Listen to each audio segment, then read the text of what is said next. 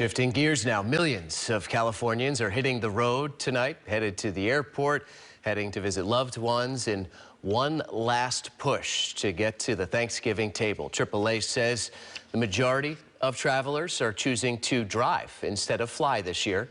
Our KRON 4's Rob Nesbitt joins us now live from the Bay Bridge Toll Plaza with a little more on the holiday rush. How's it looking out there? Well, Grant and Vicki, just about every story I've covered this week, someone I interviewed was traveling for the holidays. It's now just after 5 p.m., the day before Thanksgiving, and you can tell by the slow-moving traffic here on I-80 East that today and this time is not the best time to travel to make it to your holiday destination on time. We all want to avoid this view of backed up brake lights. It's why Luke Willis and his partner Justin chose to fly for Thanksgiving. SFO to Burbank with no long lines or delays. Half empty flights still feels like I haven't had to sit directly next to anyone yet. And that makes me feel a lot more comfortable and safe. His partner's parents drove from San Francisco to L.A. Wednesday morning. The entire family taking at-home COVID tests on arrival as a precaution after experiencing a health scare last year. I got COVID over Thanksgiving of 2020, which was not fun.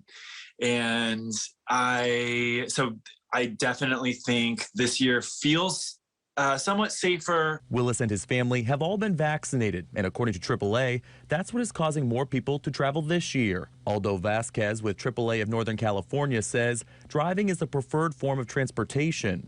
In California, we anticipate about 7 million people traveling, and over 6 million of those are going to be packing into their cars and hitting the road. He says airports are also experiencing a rush, with air travel seeing the highest one-year increase on record.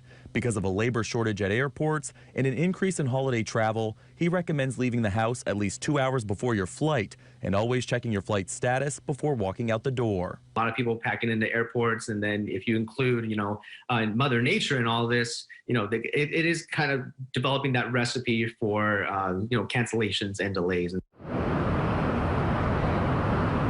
No one wants to deal with canceled flights. Now, Vasquez did have some pretty good advice for holiday travelers who are stuck at the airport terminal. I'll have more on that coming up on KRON 4 News at 6 p.m. Live in Oakland, I'm Rob Nesbitt, KRON 4 News.